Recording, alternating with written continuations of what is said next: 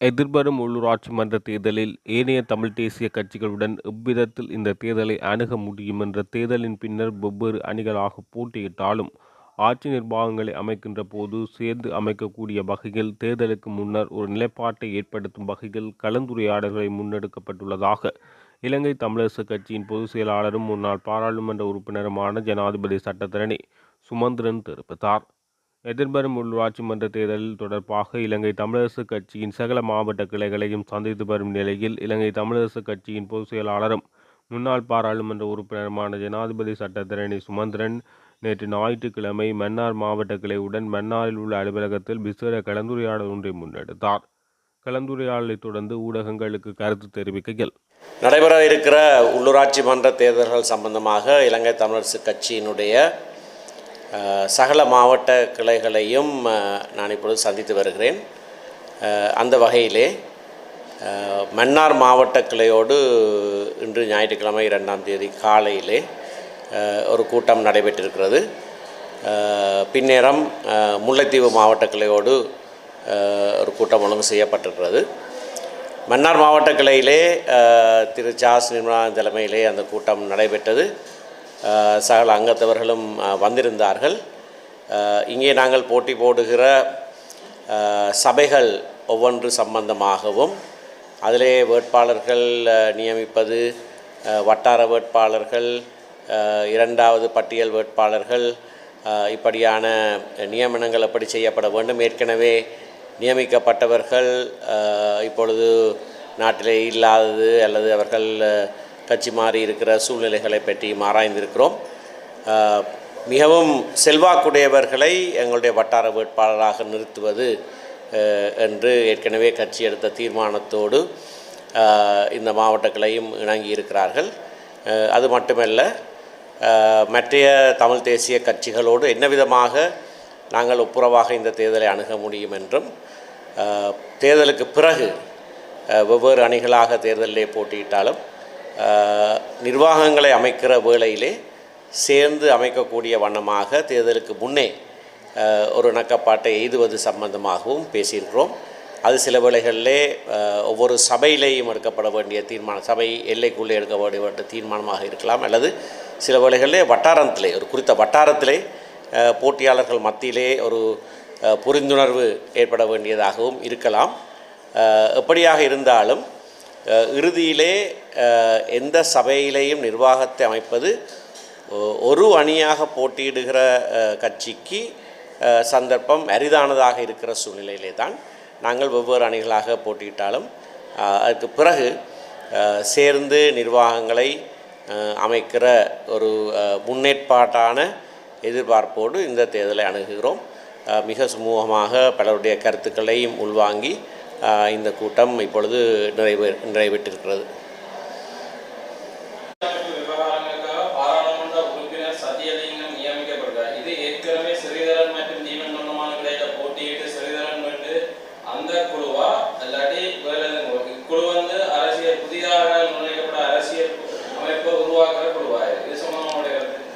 இது சம்பந்தமாக பல விளக்க இனங்கள் நிலவி கொண்டு இருக்கிறது.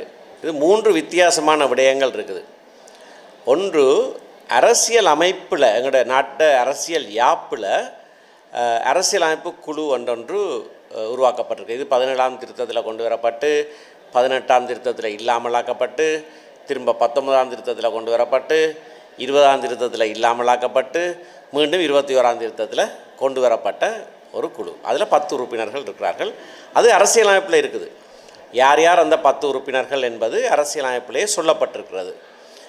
அதிலே ஒரு உறுப்பினர் பிரதான எதிர்க்கட்சி இல்லாத மற்ற எதிர்க்கட்சியில் இருக்கிற உறுப்பினர்களுடைய பிரதிநிதி. அப்படியான பிரதிநிதியாகத்தான் திரு ஸ்ரீதரன் அந்த குழுவுக்கு நியமிக்கப்பட்டிருக்கிறார். அந்த குழுவினுடைய பொறுப்புகள் நீதிமன்றத்திலே உயர் நீதிமன்றம், மேன்முறையீட்டு நீதிமன்ற நீதிபதிகளை நியமிப்பது, பிரதம நீதியரசரை நியமிப்பது, போலீஸ் மாதிபரை நியமிப்பது, சட்டமாதிபரை நியமிப்பது, சில உயர் பதவிகள், மற்றதும் சுயாதீன ஆணைக்குழுக்களை நியமிப்பது, இது சம்பந்தமான விடயங்களிலே தான் அவர்களுக்கு பொறுப்புகள் இருக்கின்றன. சில வேளைகளிலே ஜனாதிபதி ஒருவருடைய பெயரை பிரேரித்தால் அதுக்கு அனுமதி வழங்குவது, வழங்காமல் விடுவது, அல்லது சுயாதீன ஆணைக்குழுக்களை பொறுத்தவரையிலே அவர்களே பெயர்களை ஜனாதிபதிக்கு பிரேரித்து அனுப்புவது, இதுதான் அவர்களுடைய பொறுப்பு. இதுக்கும் அரசியலமைப்பு புது அரசியலமைப்பு உருவாக்கத்துக்கும் எந்த தொடர்பும் கிடையாது. அதே போல தான் இன்னொரு குழு தற்போது சபாநாயகரினாலே நியமிக்கப்பட்டிருக்கிறது. அது அரசியலமைப்பு எங்களுடைய அரசியல் யாப்பிலே இருக்கிற ஒரு விடயம் அல்ல. அது பாராளுமன்ற நிலைய கட்டளைகளிலே சபாநாயகருக்கு அறிவுரை வழங்குவதற்காக, அதாவது சபையிலே அரசியலமைப்பு சம்பந்தமான ஒரு பிரச்சனை எழுந்தால் சபாநாயகர் சில வேளைகளிலே அதை அந்த குழுவிடத்திலே பாரப்படுத்துவார், தனக்கு ஆலோசனை கொடுக்கும்படியாக. அது பாராளுமன்ற நிலைய கட்டளையிலே சொல்லப்பட்டிருக்கிற ஒரு நிலையியல் குழு, ஸ்டாண்டிங் கமிட்டின்னு சொல்லுவார், நிலையியல் குழு. அதற்கு 5 பேர் இருக்கிறார்கள். அது வேறொரு குழு. அதனுடைய பொறுப்புகள் வேறுபட்டவை. சபாநாயகருக்கு ஆலோசனை கொடுத்தால் அவருடைய சபாநாயகர் தான் அவர்களை தேர்ந்தெடுத்து நியமிப்பார். அதில் கட்சிகளுக்கோ கட்சித் தலைவர்களுக்கோ எந்தவித பங்கும் கிடையாது. அப்படியாக சபாநாயகர் நியமித்திருக்கிற 5 பேரிலே வைத்தியர் சத்தியலிங்கத்தையும் ஒரு உறுப்பினராக நியமித்திருக்கிறார். அதனுடைய பொறுப்பும் புதிய அரசியலமைப்பு உருவாக்கம் சம்பந்தமான எந்த விடயமும் கிடையாது. புது அரசியலமைப்பு உருவாக்கம் சம்பந்தமாக அரசாங்கம் இதுவரைக்கும் எந்த முன்னெடுப்பும் செய்யவில்லை. அது சம்பந்தமாக ஒரு பாராளுமன்ற குழு நியமிப்பதோ அல்லது வெளியிலே வேறொரு குழுவை நியமிப்பதோ அல்லது வித்தியாசமான ஒரு அணுகுமுறை 2015-16 ஆண்டுகளிலே தொடங்கினதைப் போல பாராளுமன்றத்தையே ஒரு அரசியலமைப்பு பேரவையாக உருவாக்குவதோ, அது என்ன செய்ய போகிறார்கள் என்பது அவருக்கும் இன்னமும் தெரியாது. விரைவாக அதனை ஏதாவது செய்ய வேண்டும், அதனை முன்னெடுக்க வேண்டும், அரசாங்கம் தன்னுடைய முன்மொழிவை முன்வைக்க வேண்டும் என்று நாங்கள் வலியுறுத்தி கொண்டிருக்கிறோமே தவிர அரசாங்கம் அது சம்பந்தமாக எதுவிதமான நடவடிக்கையும் எடுக்கவில்லை. ஆகவே மக்கள் மத்தியிலே இந்த 2 குழுக்களுக்கும் அரசியல் அமைப்பு என்ற சொல் இருக்கிற காரணத்தினாலே ஒரு குழப்பம் தோன்றியிருப்பதாக தெரிகிறது. மக்கள் மத்தியிலே மட்டுமல்ல, பாராளுமன்ற உறுப்பினர்கள் மத்தியிலேயும் இந்த குழப்பம் இருக்கிறது. ஒரு சிலர் ஊடகங்களுக்கு சொல்லுகிறதை நான் பார்த்தேன். இது அரசியலமைப்பு உருவாக்கம் சம்பந்தமாக ஒரு குழு ஸ்ரீதரன் ஐயா நியமிக்கப்பட்டிருக்கிறார். இப்போ எதிர்க்கட்சிக்கு இன்னொரு இடம் கொடுக்கப்பட்டு சத்தியலிங்கம் ஐயாவும் அதில் நியமிக்கப்பட்டிருக்கிறார். சுமந்திரன் ஐயாவுக்கு இது சம்பந்தமான அறிவு இருக்கிற காரணத்தினாலே அவரும் இனிமேல் அதில் சேர போகிறார் என்றெல்லாம், இதெல்லாம் ஏதோ ஒரு குழு போல பாராளுமன்ற உறுப்பினர்களுக்கே தெளிவில்லாமல் இருக்கிறது. இது நீங்கள் கேட்டது நல்லது. இந்த தெளிவுபடுத்தலுக்காக நான் இதனை சொல்லுகிறேன். இந்த கூட்டம் இடம் பெறாதுன்னு தான் நினைக்கிறேன். அதாவது இது முன்னர் குறிப்பிட்ட தேதி குறிப்பிட்ட ஒரு சந்திப்பாக இருந்தது. ஆனால் அந்த டெலோ கட்சி தலைவரோடு தான் இந்த இணக்கப்பாடு ஏற்பட்டப்பட்டிருந்தது. ஆனால் மற்ற கட்சி தலைவர்கள் டெலோவும் சேர்ந்து அவர்கள் தாங்கள் தனியாக ஒரு அணியாக போட்டியிடுவதாக தாங்களாகவே முடிவு செய்திருக்கிறார்கள். எங்களுடைய கட்சி தலைவருக்கு அதை முன்னர் சொல்லவும் இல்லை. அது பெரிய ஏமாற்றம் என்று எங்களுடைய தலைவர் தன்னுடைய கடிதத்திலே குறிப்பிட்டிருக்கிறார். அப்படியான ஒரு சூழ்நிலையிலே நாங்கள் தனியாக வீட்டு சின்னத்திலே நாங்கள் தமிழரசு கட்சியாக போட்டியிடுவது தவிர்க்க முடியாத ஒரு விடயமாக வந்திருக்கிறது. அதை நாங்கள் செய்வோம். ஆனாலும் சேர்ந்து இயங்குவது என்பது தனித்து எல்லாரும் ஒரே அணியாக போட்டியிடுவது என்பது மட்டுமல்ல. சேர்ந்து இயங்குவது என்பது தேர்தலுக்கு பிறகு ஆட்சி அமைக்கிறதுலேயும் பல்வேறு விடயங்களிலே சேர்ந்து இயங்குவதும் அதிலே உள்ளடக்கம். ஆகையினாலே அப்படியான ஒரு முறைமையை நாங்கள் கடைப்பிடிக்க விரும்புகிறோம். இந்த தடவை பேச்சுவார்த்தை ஆரம்பித்து நடக்கிற போதே அவருக்கு தெரியாமல் வேறு விதமான முடிவுகள் எடுக்கப்பட்டது எங்களுக்கு கவலை அளிக்கிறதாக இருந்தாலும் எங்களுடைய பக்கத்திலே சேர்ந்து இயங்குகிறதற்கு நாங்கள் தொடர்ந்து தெளிவாக தயாராக இருக்கிறோம் என்று தான் அவர் சொல்லியிருக்கிறார். ஆனால் அப்படின்னா இன்றைய கூட்டம் நடைபெறும் என்று நான் நினைக்கவில்லை. அதுக்குத்தான் நாங்கள் அழைப்பு கொடுத்துருக்கிறோம். நாங்கள் சேர்ந்து இயங்க வேணும் என்று சேர்ந்து தான் இயங்கிக் கொண்டிருந்தோம். நாங்கள் பாராளுமன்ற தேர்தல் வரைக்கும் பாராளுமன்ற குழு ஒரு குழுவாக தான் இருந்தது. அது 3ஆக பிரியவில்லை. தமிழ் தேசிய கூட்டமைப்பு தான் இயங்கினாங்க. நாங்கள் உள்ளூராட்சி மன்ற தேர்தலில் அணுகுமுறை சம்பந்தமான ஒரு விஷயத்தை சொல்லியிருந்தோம், முன்மொழிவாகத்தான் சொல்லியிருந்தோம். அதில் ஏற்பட்ட சில விளக்க குறைவினாலே அவர்கள் தாங்கள் தனித்து செயற்பட்டார்களே தவிர எங்களை பொறுத்தவரையிலே தமிழ் தேசிய கூட்டமைப்பு தொடர்ந்து இருந்து கொண்டு தான் இருக்கிறது. அவர்கள் இல்லை என்று சொன்னால் அது இருக்கிறது என்று நாங்கள் சொல்லி பிரயோசனம் இல்லை. ஆனால் அப்படியாக தொடர்ந்து நாங்கள் செயற்பட தயாராகத்தான் இருக்கிறோம். பாதிப்பையும் ஏற்படுத்தாது. அதில் 9 பேர் என்று சொன்னார்கள். பிறகு பார்த்தா 8 பேர் ஆகியது. இன்றைக்கு காலையில் பார்த்தால் அது 7ஆக குறைந்திருக்கிறது. நாளைக்கு அது 5ஆக குறையும். அது அவர்களுடைய விருப்பம், அவர்களுடைய சுயாதீனம். நாங்கள் அதில் தலையிடையில். ஆனால் தமிழரசு கட்சிக்கு இருக்கிற செல்வாக்கோ வாக்கோ இதனால் எந்த விதத்திலையும் குறைபடாது. நன்றி. தேசிய மக்கள் சக்தியின் யாழ்ப்பாண மாவட்ட பாராளுமன்ற உறுப்பினர் கருணைநாதன் இளங்குமரனின் ஊடக சந்திப்பு நேற்று யாழ்ப்பாணத்தில் இடம்பெற்றது. இன்றைய தினம் எமது தேசிய மக்கள் சக்தியின் காரியாலயத்தில் எமது ஊடக சந்திப்பை இன்றைய தினம் மேற்கொள்கின்றோம். இந்த ஊடக சந்திப்புக்கான முக்கிய காரணம் என்பது இன்று நாட்டில் ஒரு மக்களை பயமுறுத்தும் விதமான கருத்துக்கள் சமூக ஊடகங்களிலும் சமூக வலைத்தளங்களிலும் எதிர்த்தரப்பு அரசியல்வாதிகளாலும் மேற்கொள்ளப்பட்டு வருகிறது. இன்று பெட்ரோல் தட்டுப்பாடு ஒன்று ஏற்பட்டுள்ளதாக மாய விம்பியை ஏற்படுத்தி மக்களை பீதியில் ஆழ்த்தி இந்த பெட்ரோல் மாயை ஏற்படுத்தி வரிசை யுகத்தை ஏற்படுத்தும் முகமாக ஒரு சிலர் மேற்கொள்கின்றனர். அதற்காக மக்களை தெளிவூட்டும் முகமாக நாங்கள் இதை மேற்கொள்கிறோம். இந்த பிரச்சனை என்பது ஏன் ஏற்பட்டது என்பது ஒரு காரணம் ஒன்று இருக்கின்றது. பெட்ரோலிய கூட்டுத்தாபனத்தால் முன்னைய காலங்களில் எரிபொருள் வழங்குனர் பகுதிகளுக்கு அரசாங்கத்தால் ஏற்படுத்தப்பட்ட திட்டமானது 3% ஒரு தரகு பணத்தை அவர்களுக்கு வழங்கி வந்தார்கள். அதனை முன்னைய ஆட்சியாளர்களில் நீதிமன்றத்தின் ஊடாகவும் பெட்ரோலிய கூட்டுத்தாபனம் நட்டத்தை ஏற்படுத்தும் விதமான செயற்பாடாக இது ஏற்பட்டுள்ளது. பெட்ரோலிய கூட்டுத்தாபனம் என்பது ஒரு மக்களுடைய சொத்து, இந்த நாட்டின் மக்களுடைய சொத்து. அந்த பெட்ரோலிய கூட்டுத்தாபனம் இதன் காரணமாக அந்த 3% தரகு பணத்தை வழங்குனருக்கு வழங்கிய நிமித்தமாக 3500 கோடிக்கு அதிகமான நட்டத்தை ஏற்படுத்துகின்றது. இது முன்னைய ரணில் அரசாங்கத்தினால் நீதிமன்றத்தில் வழக்கொன்று தாக்கல் செய்யப்பட்டும் அந்த பெட்ரோலிய கூட்டுத்தாபனத்தால் இதை இடைநிறுத்தும்படி அன்றைய காலத்தில் நீதிமன்றத்தால் வழங்கப்பட்டிருந்தது. அந்த நடவடிக்கையை அன்றைய அரசாங்கங்கள் இதை செவிசாய்க்காமல் வழங்குனர்களுக்கு இந்த லாபங்களை அதிகளவான லாபங்களை வழங்கி வந்தார்கள்.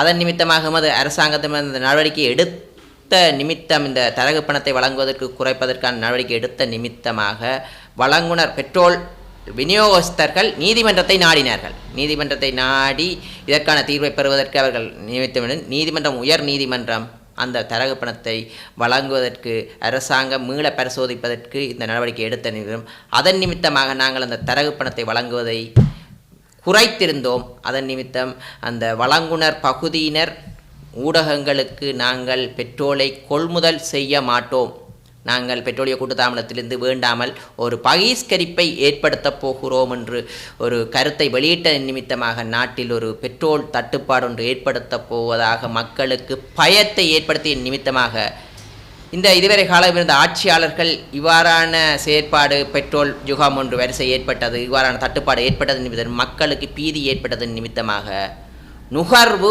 அதிகரித்தது. மக்கள் இன்று அடிக்க வேண்டிய பெட்ரோலை உடனடியாக சென்று பெட்ரோல் செட்டுக்கு கியூவில் வரிசை ஏற்பட்டது. எமது யாழ்ப்பாணத்தை பொறுத்த வரைக்கும் உண்மையாக வடமாநிலத்தில் 1 லட்சத்திற்கு அதிகமான எரிபொருள் பெட்ரோல் தேவை ஒன்று ஏற்பட்டிருந்தது. அதை படிப்படியாக வழங்கி கொண்டிருந்தனர். ஆனால் திடீரென்று ஏற்பட்ட பயத்தின் காரணமாக 1 லட்சம் லிட்டருக்கு அதிகமான கிட்டத்தட்ட பெட்ரோலிய கூட்டுத்தாபனத்தை தொடர்பு கேட்டபோது இன்று 1,35,000 லிட்டர் பெட்ரோல் தேவை ஏற்பட்டிருக்கிறது உடனடியாக. அதற்கு இன்று எடுத்துக்கொண்டால் எமது அரசாங்கத்தால் முன்னைய அரசாங்கங்களாலும் இந்த பெட்ரோலிய கூட்டுத்தாபனம் ஞாயிற்றுக்கிழமையில் விநியோகித்ததை நடவடிக்கை எடுப்பதில்லை. ஆனால் இந்த பிரச்சனை ஏற்பட்டதன் நிமித்தம் இன்றைய தினம் பெட்ரோல் உடனடியாக விநியோகம் இன்றைய தினம் நடைபெற்று கொண்டிருக்கிறது. அது மீளவும் சுமமான நிலைக்கு வரும். மக்கள் பயப்பட தேவையில்லை. வரிசையில் போய் காத்திருந்து பெட்ரோலை அடித்து வீடுகளில் சேமிக்க தேவையில்லை என்று நாங்கள் மக்களுக்கு கூறுகிறோம். ஏனென்றால் எமது நாட்டில் கையிருப்பில் பெட்ரோல் இருக்கின்றது. மக்கள் எந்த பயமும் இல்லாமல் பெட்ரோலை சாதாரணமாக நுகரும் போது இந்த பிரச்சனை தீரும் என்று நாங்கள் கூறுகிறோம். மக்களுக்கு மேனியவர்கள் பயமுறுத்தும் விதமாக மக்களை பயப்படுத்துவதன் நிமித்தமாக ஏற்பட்ட விளைவுதான் இது. இதை எமது அரசாங்கம் சுமத்திக்கும். இந்த நாட்டில் பெட்ரோல் தட்டுப்பாடு ஏற்பட நாங்கள் இடமளிக்க மாட்டோம் என்பதை உறுதியாக மக்களுக்கு கூறுகிறோம். உண்மையாகவே எதிர்த்தரப்பு அரசியல்வாதிகளுக்கு எமது அரசாங்கத்தை பற்றி விமர்சிப்பதற்கு வேறொன்றும் இல்லை. அவர்கள் நினைக்கின்றார்கள் ஏதாவது ஒரு பிரச்சனையை அந்த பிரச்சனை என்பது இவ்வாறு உருவாக்கப்பட்டிருக்கிறது மற்ற அரசியல்வாதிகளால். அதை ஒரு மக்களுக்கு பூதாகாரமான பிரச்சனையை காட்டும் போதுதான் இந்த பிரச்சனையை அதில் அரசியல் செய்யலாம். அவர்களுக்கு ஒன்றை கூறுகிறோம், மக்கள் தெளிவாக உள்ளார்கள். இந்த பிரச்சனை என்பது இன்றுடன் முடிவடையும். நாளையிலிருந்து இது சுமூகமான நிலைக்கு வரும். இதை மக்கள் உணர்ந்திருக்கிறார்கள். இந்த பிரச்சனைகளை வைத்து மக்களை திரும்ப திரும்ப பயமுறுத்த வேண்டாம் என்றுதான் அந்த அரசியல்வாதிகள் கூறுகிறோம். இவ்வாறான பிரச்சனைகளை பூதாகரமாக்காதீர்கள். இது ஒரு நாட்டின் நலன் சார்ந்தெடுத்த நடவடிக்கை. இந்த பெட்ரோலியம் கூட்டுத்தாபனம் என்பது மக்களுக்கு சொந்தமானது. இதுவரை காலமும் நட்டத்தில் இயங்கியது. இவ்வாறான தரகு பணம் வழங்கியது. இந்த எரிபொருள் நிரப்பு நிலையங்கள் எல்லாமே யாருடையதாக இருக்கிறது? சிந்தித்து பார்க்க வேண்டும். முன்னைய அரசியல்வாதிகளுடைய பெனாமிகளுடையதாகத்தான் இருக்கிறது. அந்த தரகு பணத்தை இவர்கள் பெற்றார்கள். இனிமேலும் இது நாட்டுக்குத்தான் லாபத்தை ஏற்படுத்துவது, மக்களுக்குத்தான் நலனை செய்ய போகிறது என்பதை இந்த இடத்தில் கூறிக்கொள்கிறோம். பெட்ரோல் நிரப்பு நிலையங்கள் என்பது உண்மையாகவே மக்கள் நலன் சார்ந்து செயற்படும் திட்டமாக இருக்கும். மக்கள் பெட்ரோலிய கூட்டுத்தாபனத்துக்கு லாபத்தை ஏற்படுத்தும் முகமாகத்தான் நாங்கள் இந்த நடவடிக்கையை ஒரு சாரார் லாபத்தை பெற்று கொண்டிருந்தார்கள். அந்த லாபத்தை இடைநிறுத்தி இப்போது நாட்டு மக்களுக்கான ஒரு பாதையை திறந்திருக்கின்றோம். இவ்வாறு பாதையை திறக்கும் போது சில சில அசம்பாவிதங்கள் ஏற்படும். அது ஒரு சில அசம்பாவிதங்கள் தானே. இதுக்கு எதிராக குரல் கொடுத்தவரே, பெட்ரோலை ஓர்டர் செய்ய மாட்டோம் என்று குரல் கொடுத்தவரே இன்று ஓர்டர் செய்திருக்கிறார் பெட்ரோலுக்காக. அதனால் இந்த பிரச்சனை என்பது தீரும் என்பது மக்களுக்கு தெளிவாக கூறும். தொடர்ச்சியாக இந்திய மீனவர்கள் அத்துமுறை எல்லை தாண்டி பிடிக்கிறதும் மாறி மாறி அதிகரித்து இருக்கிறது வடமாநிலத்தில்.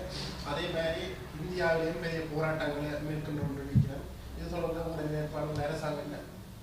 உண்மையாகவே எமது கடல் வளத்தில் எல்லையை தாண்டுவது சதாகாலம் நடைபெற்று கொண்டிருக்கிறது. இன்று நடைபெற்று கொண்டு தான் இருக்கிறது. ஆனால் எமது அரசாங்கம் என்ற வகையில் கடுமையான நடவடிக்கை எடுத்துக்கொண்டிருக்கின்றோம். ஏனென்றால் இன்று எடுத்துக்கொண்டால் எமது மீனவர்களும் முந்த நாள் பெரிய ஒரு போராட்டம் செய்தார்கள். இவர்கள் எமக்கு கூறுகிறார்கள், இந்த அத்துமீறி மீன்பிடியை இடைநிறுத்துங்கள் அல்லது நாங்கள் என்ன செய்வது, எமது தூக்கு போட்டுக்கொண்டு சாவதா என்று எமது மீனவர்கள் கேட்கின்றார்கள். உண்மையாகவே இந்த கடல் வளத்தை அழிக்கும் விதமான ஒட்டன் ரோலிங் அடியோடு அள்ளுவதை எமது அரசாங்கமும் எமது அமைச்சர்களும் கடுமையாக எதிர்க்கின்றனர். எமது கடற்படை அதிகாரிகளுக்கு நாங்கள் அழுத்தம் பிரயோகித்திருக்கிறோம். ஆனால் எமது கடற்படை அதிகாரிகள் இன்று அதிகளவான கடல் அத்துமீறி வந்து மீன்பிடித்த அவர்களை கைது செய்துள்ளோம். குறுகிய காலத்தில் அதிகளவான படகுகளை கைது செய்துள்ளோம். கிட்டத்தட்ட 32க்கு அதிகமான படகுகளை நாங்கள் கைது செய்து இப்போ பறிமுதல் செய்து வைத்திருக்கின்றோம். எதிர்வரும் காலத்திலும் இது தொடர்ந்து நாங்கள் கைது நடவடிக்கை ஏற்படுத்தும் போது இந்த எல்லை தாண்டுவது என்பது எதிர்வரும் காலத்தில் குறையும் என்பதை திடமான மக்களுக்கு கூறுகிறோம். ஏனென்றால் தொடர்ந்து இவர்களை கைது செய்து அதிகளவான படகுகளை கைது செய்யும் போது அவர்களுக்கு இடையூறு கைது செய்யும் போது அதிகளவான எமது கடற்படையினர் கைது செய்யும் போது இது எதிர்வருங்காலத்தில் முற்றுப்பெறும் என்பதை நாங்கள் கூறுகிறோம். இதே நேரம் இந்தியாவிலும் இதற்கு எதிராக போராட்டம் நடைபெறுகிறது. இது ஒரு இராஜதந்திர ரீதியான தொடர்பு பிரச்சனை. கண்டிப்பாக நாங்கள் ஒன்றை எமது அரசாங்கம் என்ற ரீதியிலும் எமது நாட்டின் ஜனாதிபதி என்ற ரீதியிலும் இந்தியா சென்ற போதும் எமது நாட்டு தலைவரும் எமது அமைச்சரும் கூறியிருக்கிறார், எல்லை தாண்டி ஒட்டன் ரோலிங் எமது கடல் வளத்தை அழிப்பதற்கு நாங்கள் ஒருபோதும் இடமளிக்க மாட்டோம். இதை வெகு சீக்கிரமாக முற்றுப்புள்ளி வைப்போம் என்பதை இந்த கூறிக்கொள்வோம். யாழ் மாவட்டத்தினுடைய ஒருங்கிணைப்பு குழு கூட்டம் இணையவழியில் இடம்பெற்றிருப்பதாக கூறப்பட்டிருக்கிறது. அவ்வாறு முடிவெடுக்கப்பட்டது. கண்டிப்பாக நீங்கள் கூறுகிறீர்கள். எமக்கு மாசைதான் நேரடியாக எமது அரசாங்க கச்சேரியில் அரச திணைக்களத்தில் கூடுவதற்கு நேரடியாக கதைப்பது சிறந்தது என்று நமக்கு தெரியும். இணைய வழியில் கூடாக கதைப்பதை விட. ஏனென்றால் சமூக அமைப்புகள் எல்லோரும் கூடுவார்கள். ஆனால் இன்றைய நிலையில் இந்த பாராளுமன்றத்தில் வரவு செலவு திட்டம் சமர்ப்பிக்கப்பட்ட படியால் பாராளுமன்ற உறுப்பினர்களுக்கும் தொடர்ந்து பாராளுமன்றம் இருப்பதனால் அவர்களின் நேர பழுதுகளை கருத்தில் கொண்டு இந்த சமூக ஊடகத்தினூடாக நாங்கள் செய்துள்ளோம். அதற்காக காரணம் என்னவென்றால், எமது அரசாங்கத்தில் முன்னைய காலத்தில் வடக்குக்காக ஒடுக்கப்பட்ட நிதிகள் அனைத்துமே பெரும்பாலும் திரும்பி போயிருக்கிறது மீள. அவ்வாறென்றால் நாங்கள் எமது வேலைகளை துரிதப்படுத்துவதற்காகவும் அதே நேரம் இந்த பணங்களை வெகு சீக்கிரமாக எமது மக்களுக்கு பெற்றுக் கொடுப்பதற்காகத்தான் இந்த ஒரு இணைய வழியை ஏற்படுத்தியிருக்கோம். ஏனென்றால் பாராளுமன்ற உறுப்பினர்கள் எல்லாரும் பாராளுமன்றத்தில் நிற்கும் போது நாங்கள் அதை இந்த மாதம் ஃபுல்லாகவே பாராளுமன்ற அமர்வு அவர் இந்த அமர்வை பாராளுமன்ற அமர்வு முடித்தவுடன் நடைபெற்றிருந்தால் எமது வேலைகளும் பின்னுக்கு நகர்த்தப்படும். இன்று எமது டிசிசிக்கு எமது ஒருங்கிணைப்பு குழு கூட்டத்திற்கு ஒரு நிதி ஒதுக்கப்பட்டுள்ளது. அதன் வேலையை துரிதப்படுத்துவதற்காக பாராளுமன்ற உறுப்பினர்களிடம் அனுமதியை பெறுவதற்காக இந்த இணைய வழி ஏற்படுத்தப்பட்டது. அது சதாகாலமும் இவ்வாறு இருக்காது. இந்த பாராளுமன்ற அமர்வு முடிந்து வரவு செலவு திட்டம் முடிந்தவுடன் உங்களிடமே நேரடியாக அந்தந்த பிரதேச செயலகங்களிலும் அதே நேரம் டிசிசி 3 மாத கூடப்படும் டிசிசியையும் மக்களுக்கு நேரடியாக ஏற்படுத்துவதற்கு நாங்கள் தீர்மானித்துள்ளோம். அதே நேரம் இதுவரை காலமும் கூடாமல் இருந்த பிரதேச செயலகங்களுக்கு ஒவ்வொரு பிரதேச செயலகங்களுக்கும் ஒவ்வொரு டிசிசி மீட்டிங் இருக்குது. அதையும் கூடுவதற்கான நடவடிக்கை எடுக்கும்போது மக்களுடைய பிரச்சனையை அந்தந்த பிரதேசத்தில் நிவர்த்தி செய்யலாம் என்று நினைக்கின்றோம். அவ்வாறு நிவர்த்தி செய்யும் போது கண்டிப்பாக இந்த பிரச்சனைகள் மக்கள் மத்தியில் இந்த பிரச்சனைகளை நாங்கள் தீர்ப்பதற்கு எடுப்போம். முன்னைய காலத்தில் இந்த டிசிசி மீட்டிங்கள் கச்சேரியில் தான் நடைபெற்றது. செயலகங்களில் நடைபெறுவதற்கான நடவடிக்கை எடுக்கவில்லை. அதுகள் மலங்கடிக்கப்பட்டது. ஒவ்வொரு பிரதேச செயலகங்களிலும் எமது உறுப்பினர்கள் தலைமை தாங்கி அந்த டிசிசி டிசிஷனல் மீட்டிங்களை ஏற்படுத்தும் போது அந்த பிரதேசத்தில் ஏற்படும் பிரதேசத்தில் அந்த பிரதேசத்திலேயே நிவர்த்தி செய்வதற்கான நடவடிக்கை எடுக்கக்கூடிய ஒரு சூழ்நிலை ஒன்று இந்த அரசாங்கத்தில் ஏற்பட்டது. அது வெகு சீக்கிரமாக நடைபெறும். இணைய வழியை நாங்கள் ஏற்படுத்துவதற்கு காரணம் எமது வேலையை துரிதப்படுத்துவதற்காக ஒரு நிமித்தம் பாராளுமன்றத்தில் இன்றைய வரசெலவு நடைபெற்று கொண்டிருந்ததன் காரணமாக தான் இந்த இணைய வழியை ஏற்படுத்தியிருந்தோம். இதை நான் உங்களுக்கு ஊடகத்துக்கும் கூறுகிறேன். ஏனென்றால் ஊடகத்துக்கு அழைப்பு கொடுக்கவில்லை என்று கூறியிருந்தார்கள். ஏனென்றால் ஊடகம் என்பது மக்கள் நலன் சார்ந்து சிந்திக்கும் ஒரு ஊடகங்கள். ஏனென்றால் ஊடகம் இல்லாவிட்டால் பல விஷயங்கள் மக்களுக்கு தெரிய வராது. நாங்கள் ஊடக சுதந்திரத்தை மதிக்களிப்பும் கட்சி என்ற வகையில் ஊடகத்துக்கு இதை கூறுகிறோம். நீங்கள் விபத்துக்குள்ளானதுக்கு பின்னரான காலப்பகுதியிலே நாடாளுமன்ற அமர்வு ஒன்றிலே யாழ் மாவட்ட சுயேட்சை நாடாளுமன்ற உறுப்பினர் ராமநாதன் அரிசினா கூறியிருந்தார். உங்களுக்கு ஒரு சிறந்த வாகனத்தினை வழங்குமாறு கூறியிருந்தார். அந்த கருத்தை எப்படி பார்க்கிறீர்கள்? உண்மையாகவே அவர் கூறிய கருத்து என்பது உண்மையாகவே வரவேற்கத்தக்கதுதான். எமக்கும் சக எல்லா பாராளுமன்ற உறுப்பினர்களுக்கும் நல்ல வாகனங்களை வழங்குவதற்கு நாங்கள் அரசாங்கம் என்ற வகையில் உன்னிப்பாக அமைத்துள்ளோம். ஆனால் இன்று இருக்கும் நாடு இருக்கும் நிலையில் நாங்கள் இதை அனுபவிக்க விரும்பவில்லை. கண்டிப்பாக இந்த வரவு செலவு திட்டம் என்பது மக்கள் நலன் சார்ந்து அதுவும் கிராம மட்டத்துக்கு நகர்த்துவதற்கு தீர்மானித்திருக்கிறோம். நாங்கள் எனது சொந்த வாகனத்தில் தான் பயணித்திருந்தேன். சொந்த வாகனம் பாதுகாப்பானது தான். ஆனால் நாமும் அதிசீக்கிரமாக வருவதற்காக வரும்போது ஒரு விபத்தொன்று ஏற்படுது. விபத்தென்பது சொல்லிக்கொண்டு வருவதில்லை, அது எதேர்ச்சியாக வருவது. நாங்கள் பாதுகாப்பாகத்தான் பயணிக்கின்றோம். ஒரு விபத்தொன்று இலங்கையில் அதிகமான விபத்துகள் ஏற்படுகிறது தான். ஆனால் நாங்கள் எதிர்வருங்காலத்திலும் எமது பாதுகாப்பை உறுதிப்படுத்தி கொண்டு நாங்கள் சுயமாக இயங்குவோம். மக்களின் பணத்தை ஒரு சதத்தையேனும் வீணாக்க மாட்டோம். கண்டிப்பாக அது எமது அரசாங்கம் இலக்கு. நாங்கள் சொன்ன வாக்குறுதியை காப்பாற்றியிருக்கிறோம். இன்று அதிசொகுசு வாகனங்களை இன்று ஏலம் போட்டு வித்திருக்கிறோம். இன்னும் மேலதிக வாகனங்களை விற்கப் போகிறோம். எமது ஆட்சியில் இது ஒரு வருடத்திற்கு பிறகு முன்னே அரசாங்கங்கள் செலவழித்ததும் இன்றைய அரசாங்கம் செலவழித்த மீதியும் மக்களிடம்தான் ஒப்படைக்கின்றோம். நாங்கள் ஒன்றை கூறுகிறோம். முன்னே ஆட்சியாளர்கள் 33 லட்சத்துக்கு சபாநாயகர் 33 லட்சத்துக்கு மாதத்துக்கு எரிபொருள் அடித்த வரலாறும் ஒன்றது. 33 லட்சம் என்பது நான் வர்த்தகரிடம் கூறியிருந்தேன். யாழ்ப்பாணம் கொழும்போடும் பேருந்து உரிமையாளர்களால் கூறியிருந்தார், நாங்கள் மாதத்துக்கு கூட அவ்வாறு எரிபொருள் நிரப்ப மாட்டோம் என்று. ஆனால் ஒரு முன்னே நாள் சபாநாயகரே 33 லட்சத்துக்கு எரிபொருளை விநியோகித்திருக்கிறார் என்பது மக்கள் உணர்ந்திருக்கிறார்கள்.